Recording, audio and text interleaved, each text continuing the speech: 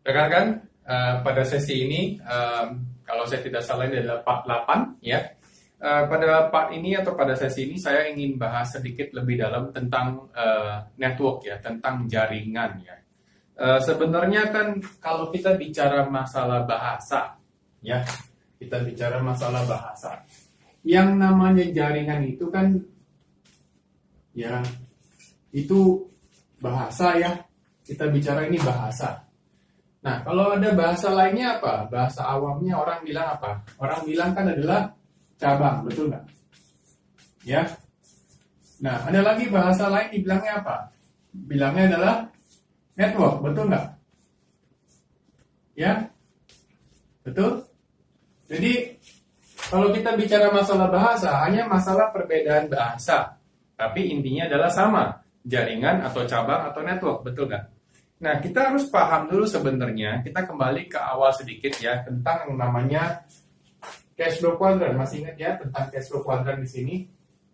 Pada saat ada orang menjadi employee, ada orang menjadi self-employee, ada orang menjadi business owner, dan juga investor. Ada active income, ada passive income. Bapak Ibu harus mengerti, rekan-rekan harus mengerti bahwa kalau kita berada di kuadran employee atau self-employee, ya, kita itu yang namanya menukarkan waktu, ya, itu buat dapat uang. Kita menukarkan waktu kita buat dapat uang. Sedangkan kalau kita kerja di kantor atau di office atau di company mana, misalnya, bos beli waktunya kita, ya, buat menghasilkan uang buat dirinya dia, betul nggak? Nah, artinya si bosnya ini pintar. Kenapa? Karena bosnya ini punya yang namanya leverage atau daya ungkit. Ya, atau leverage ya. Atau daya ungkit.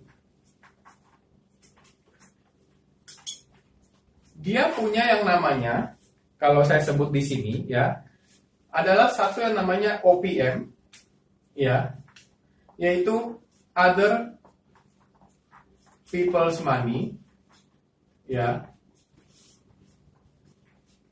atau uangnya orang lain, dengan OPT, yaitu other ya people's time.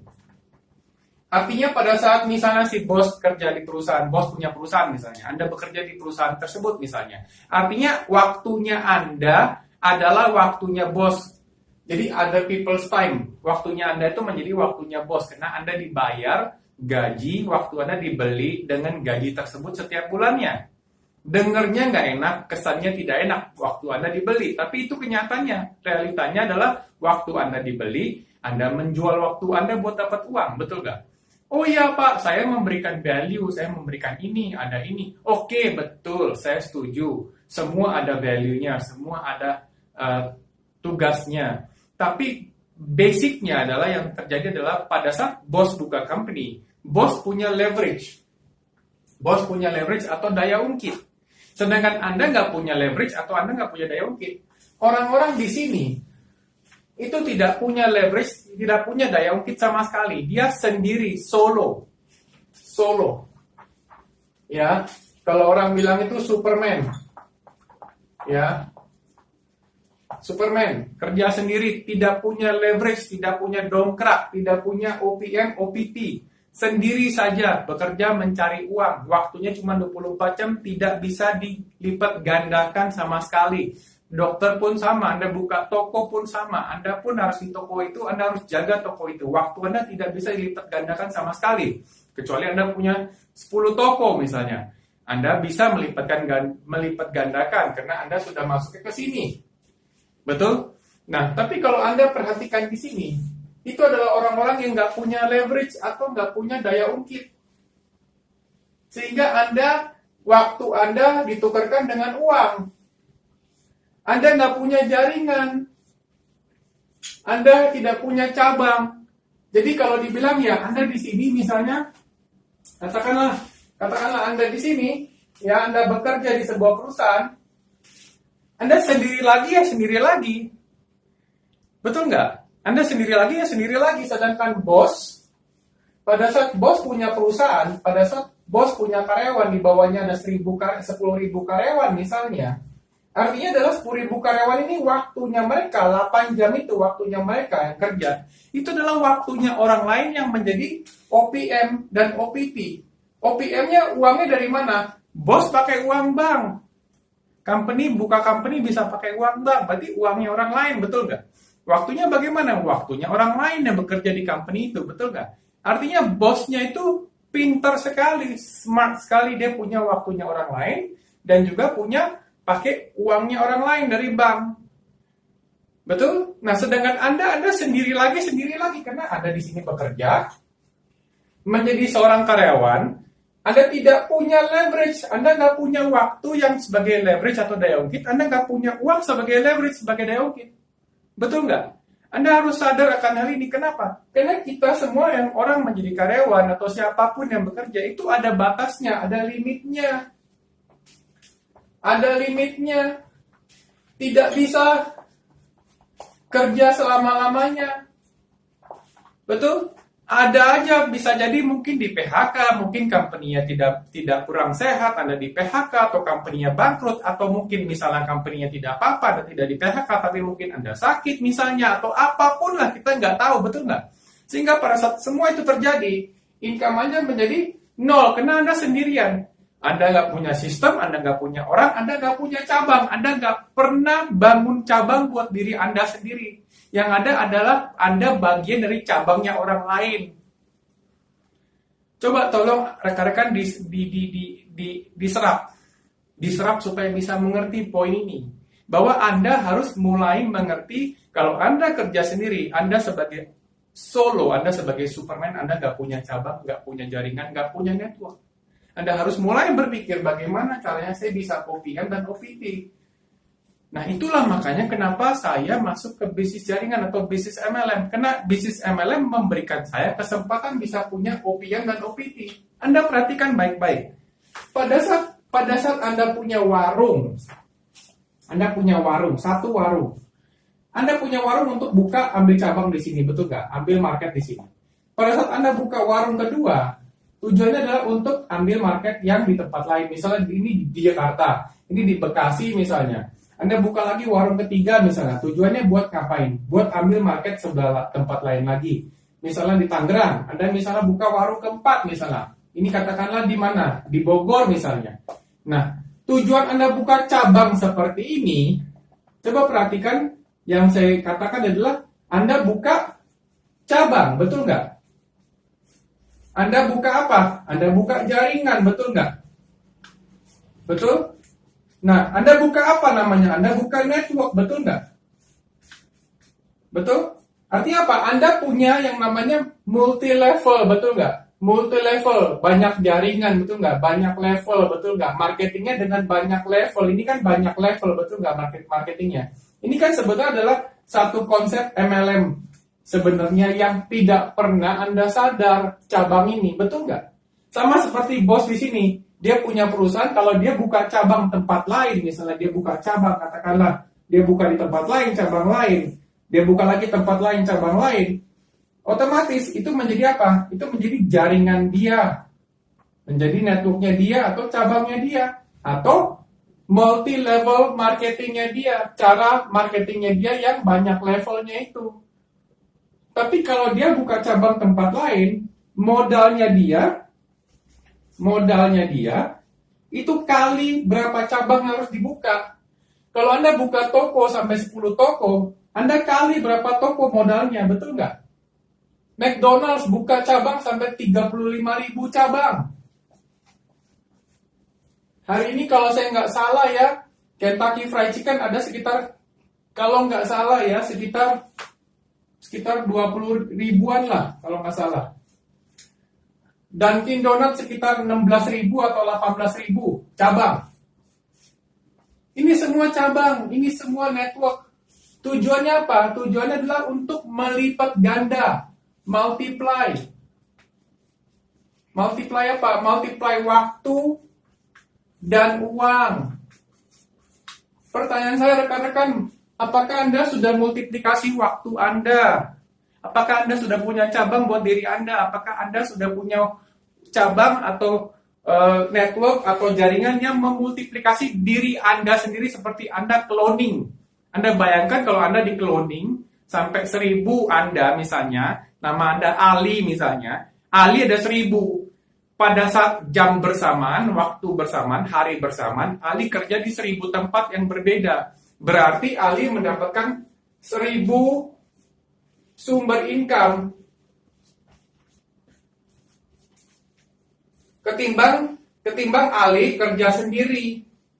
Kalau kerja sendiri artinya cuman Ali sendiri cuman 1 kali income-nya, bukan 1000 kali.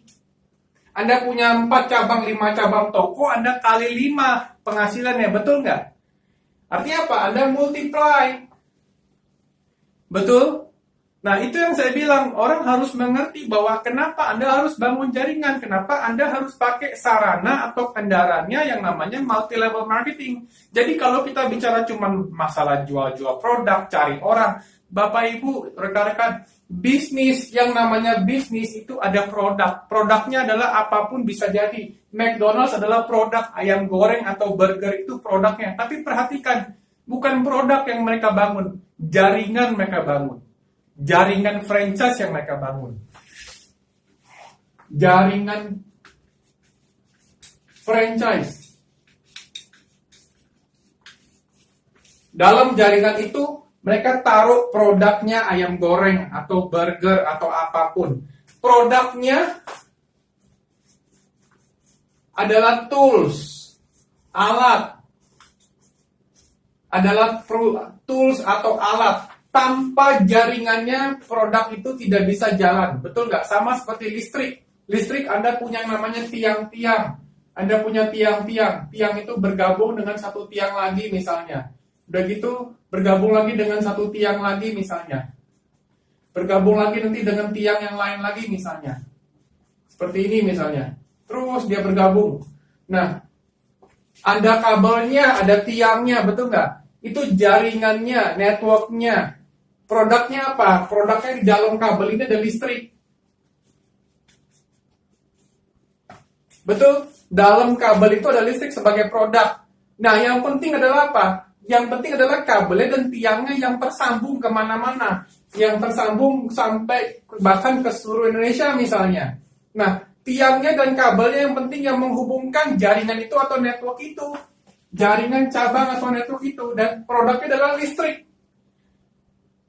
Jadi yang penting adalah jaringannya, produknya sebagai tools, sebagai alat, sebagai tools atau sebagai alat. Anda buka perusahaan, produk Anda sebagai tools atau alat. Yang penting Anda punya waktu dan uang yang bisa dimultiplikasi, yang bisa dimultiply, nih, yang bisa dimultiply.